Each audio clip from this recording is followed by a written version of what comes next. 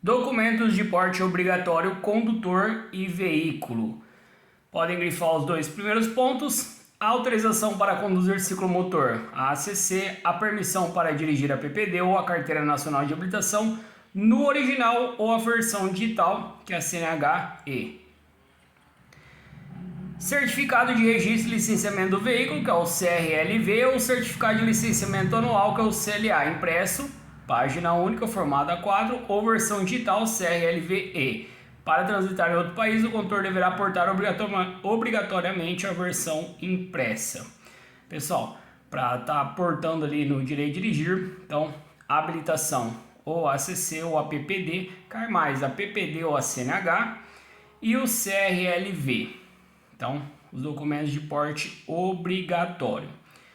São condições para licenciamento anual do veículo, a quitação dos débitos relativos a tributos e multas de trânsito e ambientais, entre outros, o IPVA e do seguro DPVAT. Comprovação do atendimento às campanhas de chamado de consumidores para substituição e reparo de veículos, RECAL. Então, quando acontece algum problema no veículo, se tiver que voltar para trocar alguma peça, alguma coisa do veículo, é chamado ali de RECAL. O porte da CNH, CLA ou CRLV serão dispensados quando no momento da fiscalização for possível ter acesso devido ao sistema informatizado para consulta do agente de trânsito. Então é só se ele tiver ali como consultar. Seguro DPVAT.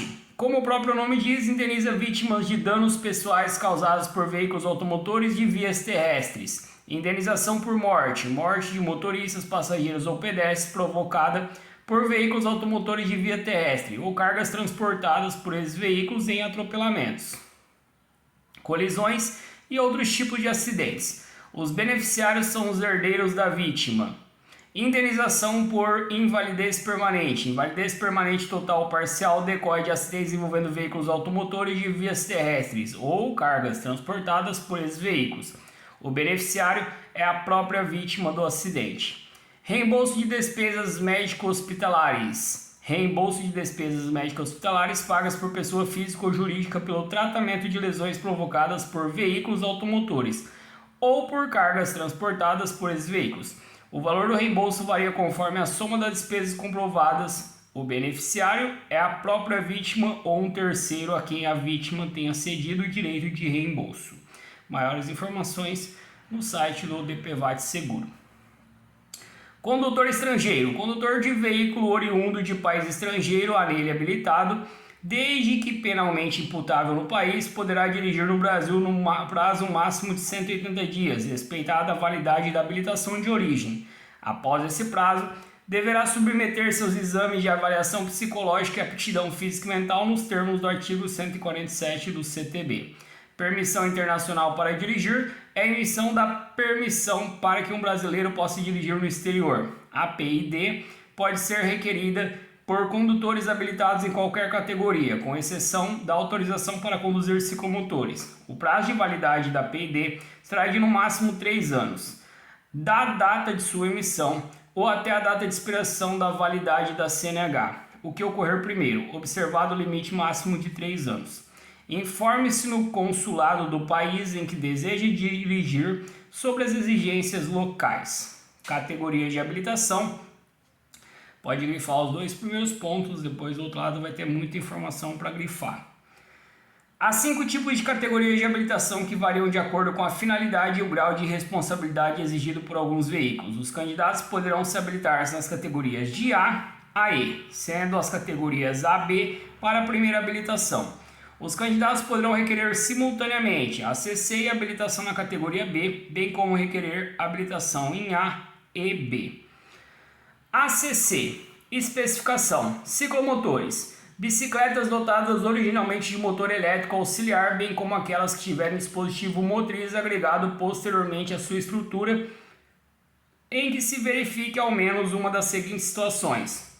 Primeiro, com potência nominal superior a 350 watts. Segundo, velocidade máxima superior a 25 km por hora.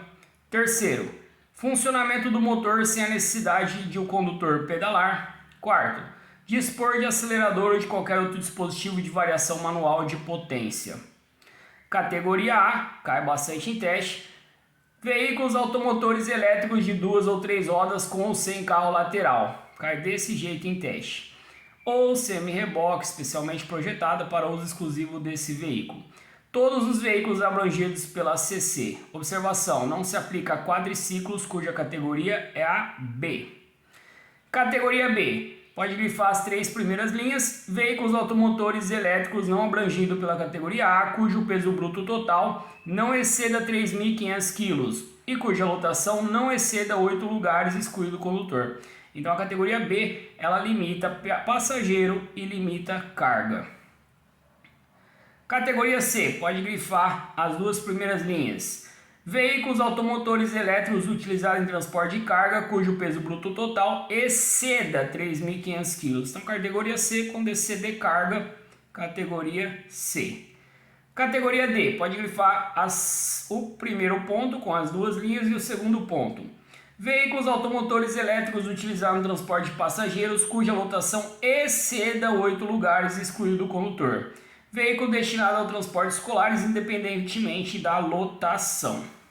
Categoria E, pode grifar o primeiro ponto, as 4 primeiras linhas. Combinação de veículos automotores elétricos em que a unidade tratora se enquadra nas categorias B, C ou D e cuja unidade acoplada, reboque, semi-reboque ou trailer, ou semi-reboque, trailer ou articulada, que tenha 6.000 kg ou mais de peso bruto total, ou cuja lotação exceda 8 lugares. Categoria E, considerada aí veículos articulados. Na página 8, para habilitar-se na categoria C, o condutor deverá estar habilitado no mínimo há 1 ano na categoria B e não ter cometido nenhuma infração grave ou gravíssima ou ser reincidente em infrações médias durante os últimos 12 meses. Então aqui está os requisitos para se obter as habilitações. Para habilitar-se na categoria D e E, ou para conduzir veículo de transporte coletivo de passageiros, de escolares, de emergência, de produtos perigosos ou de carga indivisível, o candidato deverá preencher os seguintes requisitos: ser maior de 21 anos, estar habilitado no mínimo há 2 anos na categoria B ou no mínimo 1 ano na categoria C quando pretender habilitar-se na categoria D. Então, para me habilitar na categoria D, 2 anos de B ou 1 ano de C. No mínimo 1 ano na categoria C quando pretender se habilitar-se na categoria E. Ou 1 ano na categoria C ou 1 ano na categoria D. Terceiro, não ter cometido mais de uma infração gravíssima nos últimos 12 meses. E quarto, ser aprovado em curso especializado em curso de treinamento de prática veicular em situação de risco nos termos da normatização do CONTRAN. Deverão comprovar resultado negativo de exame toxicológico para obtenção e renovação da CNH a cada 2 anos e 6 meses. Os condutores categoria C, D e E com idade inferior a 70 anos. SNT, Sistema Nacional de Trânsito, é o conjunto de órgãos e entidades da União, dos Estados, do Distrito Federal e dos municípios que tem por finalidade o exercício das atividades de planejamento, administração, normatização, pesquisa, registro e licenciamento de veículos, formação, habilitação e reciclagem de condutores, a educação, engenharia, operação do sistema viário, policiamento, fiscalização, julgamento de infrações e de recursos e aplicação de penalidades. São os objetivos básicos do Sistema Nacional de Trânsito. Primeiro, estabelecer diretrizes da Política Nacional de Trânsito com vistas à segurança, à fluidez, ao conforto, à defesa ambiental e à educação para o trânsito e fiscalizar seu cumprimento. Segundo, fixar, mediante normas e procedimentos, a padronização de critérios técnicos, financeiros e administrativos para a execução das atividades de trânsito. Terceiro, estabelecer a sistemática de fluxos permanentes de informações entre os seus diversos órgãos e entidades, a fim de facilitar o processo decisório e a integração do sistema. Composição do SNT. Os órgãos normativos, pode grifar. Os órgãos normativos, consultivos e coordenadores que editam normas e fazem as leis. CONTRAN, CETRAN e CONTRANDIF. Cai em teste, são órgãos normativos do SNT. CONTRAN, CETRAN e CONTRANDIF. A dica base começa com a letra C. Então, CONTRAN é o órgão máximo normativo e consultivo do Sistema Nacional de Trânsito, orientando as políticas de trânsito no país e coordenando os demais órgãos do SNT. Ao CONTRAN, cabem os processos de normalização dos procedimentos relativos à aprendizagem, habilitação e expedição de documentos de condutores, registro de licenciamento de veículos. Sua sede é em Brasília. Câmaras temáticas são órgãos técnicos vinculados ao CONTRAN, têm como objetivo estudar e oferecer sugestões e embasamento técnico sobre assuntos específicos para decisões do Conselho.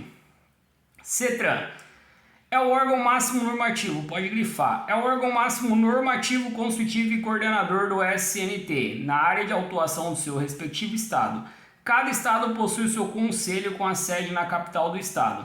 Compete ao CETRAN cumprir e fazer cumprir a legislação e as normas de trânsito, acompanhando as atividades técnicas e administrativas de trânsito do seu estado. CETRAN também cai em teste.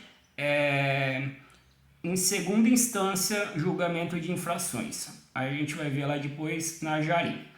CONTRANDIF é o órgão máximo normativo, consultivo e coordenador do SNT, do Distrito Federal. Compete ao CONTRANDIF cumprir e fazer cumprir a legislação e as normas de trânsito, acompanhando as atividades técnicas e administrativas de trânsito do Distrito Federal. Então ele praticamente faz a mesma coisa do CETRAN, só que lá no Distrito Federal. CETRAN nos estados, CONTRANDIF no Distrito Federal. Órgãos e entidades executivas de trânsito da União, dos estados, do Distrito Federal e dos municípios que cumprem e fazem cumprir a legislação de trânsito. SENATRAN, Secretaria Nacional de Trânsito, é o órgão máximo executivo do Sistema Nacional de Trânsito, cujo dirigente preside o CONTRAN, e que tem por finalidade a coordenação e a supervisão dos órgãos delegados de execução da Polícia Nacional de Trânsito, com autonomia administrativa e técnica e jurisdição sobre todo o território nacional. Sua sede é em Brasília. DETRAN, Departamento Estadual de Trânsito, pode grifar, é o órgão máximo executivo de trânsito dos estados, que tem por finalidade cumprir e fazer cumprir a legislação de trânsito nos limites da sua jurisdição. DENIT, Departamento Nacional de Infraestrutura de Transportes, é o órgão executivo rodoviário da União, com autonomia sobre as rodovias e estradas federais, que tem por finalidade planejar e operar o trânsito no âmbito de sua jurisdição. DR, Departamento de Estradas de Rodagem, é o órgão executivo rodoviário do Estado, com autonomia sobre as rodovias e estradas estaduais de sua sede, que tem por finalidade planejar e operar o trânsito no âmbito de sua jurisdição. Jari, pode grifar as 3 linhas. As Jaris são órgãos colegiados componentes do SNT, Junta Administrativa de Recursos de Infrações. Elas são responsáveis pelo julgamento dos recursos interpostos contra penalidades aplicadas por órgão e entidades executivas de trânsito ou rodoviárias. Então, quando você vai entrar com recurso contra alguma multa, entra pela Jari. Se a Jari der como indeferido, vem pelo CETRAN, Conselho Estadual de Trânsito, que também cai em teste. Junto ao CETRAN, não cabe recurso na esfera administrativa da multa. PRF, exercer os poderes de autoridade de polícia de trânsito, cumprindo e fazendo cumprir a legislação e demais normas pertinentes, bem como inspecionar e fiscalizar o trânsito nas rodovias e estradas federais. Polícia Militar dos Estados do Distrito Federal executa a fiscalização de trânsito quando conforme convênio firmado com o agente do órgão ou entidade executiva de trânsito ou executiva rodoviária, concomitantemente com os demais agentes credenciados. CIRETRAN, Circunscrição Regional de Trânsito, órgão subordinado aos DETRANs, nos municípios do interior do estado e que tem por finalidade cumprir e fazer cumprir a legislação e as normas de trânsito no âmbito de sua jurisdição.